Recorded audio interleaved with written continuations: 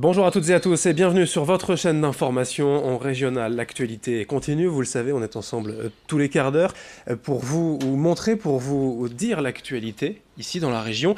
Et on va parler d'automobile, mais alors au sens large, durant les 7 prochaines minutes avec Francis Bartholomé. Bonjour. Bonjour. Vous êtes le président national du CNPA, c'est le Conseil national des professions de l'automobile. C'est pour ça, je le disais, on va parler de l'automobile, de la voiture, mais au sens large.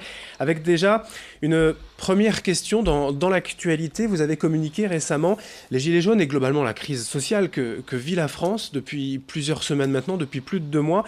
Les Gilets jaunes ont provoqué une forte baisse de l'activité automobile, forte baisse des ventes. Vous avez souhaité communiquer pour dire que il n'y avait pas que les petits commerces ou la grande surface qui étaient touchés. Vous aussi, vous ressentez? Oui, la septième branche économique que nous représentons a été impactée durablement pendant la période, alors notamment sur la partie commerce, les concessionnaires, les agents qui vendent des véhicules, sur la partie réparation en général, au sens le plus large, toute réparation et la carrosserie, le contrôle technique, enfin, tous les éléments effectivement de gens s'affichant à des grands publics ont été touchés. On a considéré, et les chiffres nous les avons transmis à la cellule de crise de Bercy, que 50% de nos entreprises sur l'ensemble du territoire national ont été impactées. Et on a donné un chiffre qui est un chiffre moyen, mais qui leur donne une baisse de chiffre d'affaires sur ces 50%-là de 20% de chiffre d'affaires, avec effectivement des pics beaucoup plus importants pour certains.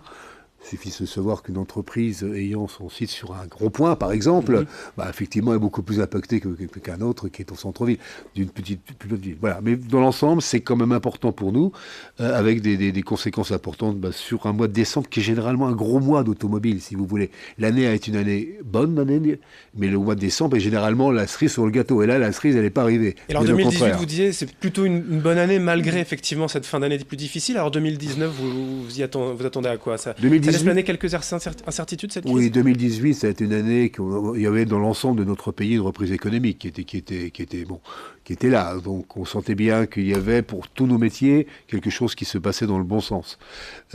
Si on le traduit par les ventes automobiles, à la fois voitures neuves et voitures d'occasion, on était dans une avancée, une année plutôt correcte, avec un marché à 2 150 000 voitures, par exemple.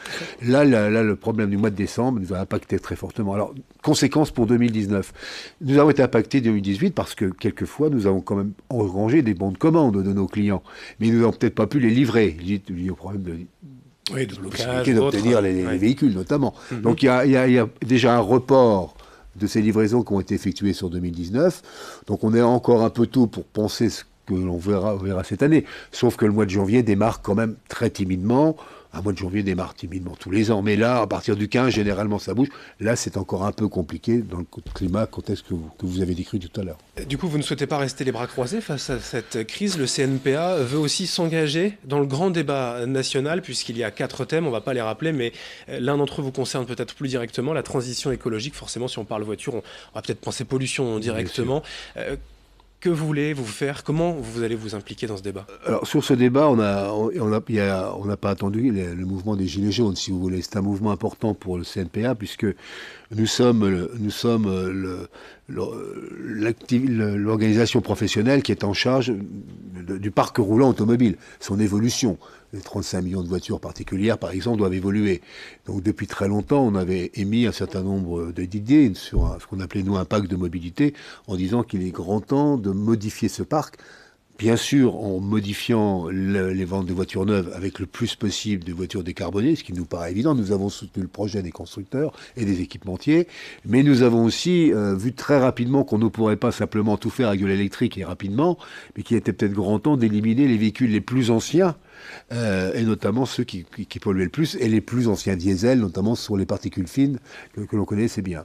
Donc nous avions pris un certain nombre de décisions dans notre pacte, et nous avions proposé au ministre de l'époque, qui était donc M. Hulot, de mettre en place cette prime de la conversion dont on en parle beaucoup, et dont on en parlera encore beaucoup en 2019, qui consistait à aider ceux de nos concitoyens automobilistes ayant le moins de revenus potentiels, de pouvoir éliminer leurs anciens véhicules pour les remplacer par des neufs, voire des plus récents, et aussi d'occasion. Donc c'est là qu'il y a eu cette prime de conversion qui a eu lieu en 2018 et pour lequel, pour nous, c'était déjà un énorme point dans la transition énergétique. Donc notre idée dans ce dossier-là, nous en défendons aujourd'hui actuellement, c'est de dire Nous voulons une neutralité technologique, c'est-à-dire pour nous l'électrique bien sûr, mais pourquoi pas l'hydrogène demain, et pourquoi pas surtout le gasoil nouveau qui sort sur des moteurs de ce qu'on appelle les Euro 6 deuxième génération, qui sont extrêmement performants, qui risquent d'être beaucoup plus propres que les moteurs essence qu'on va nous proposer. Donc, vous voyez, cette neutralité énergétique, il nous la faut absolument. Mais l'État doit faire plus en termes de primes, d'aides, de subventions, peu importe. Mais ça, c'est le problème de la fiscalité qui se rejoint, si vous voulez, par rapport à ça.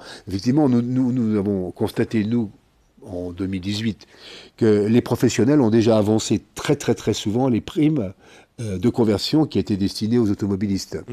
Et pour avancer la transaction, pour donner la lisibilité, nous avons pris à notre charge les primes de conversion. Et là, on a un premier sujet qui a été important pour nous. D'ailleurs, on l'avait écrit dans une lettre au Premier ministre. On avait un souci extrêmement fort sur les remboursements aux concessionnaires des sommes qui ont dépassé les 100 millions. Pour vous donner un ordre d'idée, ça approchait à Noël compliqué pour nous, quoi. On avait un problème de trésorerie qui s'amplifiait dans nos entreprises. Donc c'était un vrai sujet. Le deuxième sujet concernant les taxes et la fiscalité, c'est qu'effectivement, c'est un problème de bonus-malus. Vous savez que jusqu'ici, l'État encaissait des malus et pour redistribuer des bonus. Mais comme la prime à la conversion était prévue de 100 000 voitures et qu'elle est passée à 300 000, l'État a effectivement encaissé peu de malus pour donner beaucoup de bonus sous forme de primes. D'où les difficultés qu'il y a eu et les conséquences qu'il y aura pour 2019, dans ce même sens. Donc on pense que nous, il faut absolument revoir ce problème de fiscalité, la fiscalité de nos clients. Ça, c'est un problème qu'on a bien vécu, pour lequel d'ailleurs nous avions demandé très vite à la cellule à l'Élysée de prendre un moratoire sur ce plan-là. Ça, c'était très clair. Mais sur le plan, nous, des bonus-malus, c'est extrêmement prudent parce que, vous savez, à force de trop tirer sur une corde, notamment sur des malus de plus en plus élevés, d'abord, on aura de moins en moins de gens qui les payeront et on déséquilibrera de plus en plus le système économique. Donc, on est extrêmement prudent sur ce dossier-là. Les normes changent en matière de CO2. Vous savez très bien aussi, vous l'entendez sans arrêt, il faut faire extrêmement attention pour les conséquences économiques sur le commerce. Les choses évoluent énormément. Vous le voyez aussi, vous m'avez parlé d'un contrôle technique que vous connaissez aussi. Là-dessus, on est obligé de regarder aussi. Forcément. Il y a peut-être de la fiscalité intelligente sur ce contrôle technique pour aider à ce que ce mécanisme soit important. Donc, c'est vrai que c'est un sujet sur lequel on a beaucoup de choses à dire au CNPA sur cette fiscalité et sur cette transition écologique. Les sujets donc, que vous évoquerez forcément lors de ce grand débat national que l'on évoquera. On aime bien y participer puisque là, effectivement, nos professionnels et nos clients, nos professionnels sont bien évidemment concernés. Merci Francis Bartholomé, président national du CNPA, Conseil national des professions automobiles, d'être venu aujourd'hui sur notre plateau. Merci à vous. Merci à vous de nous avoir suivis. Dans un instant, l'information continue.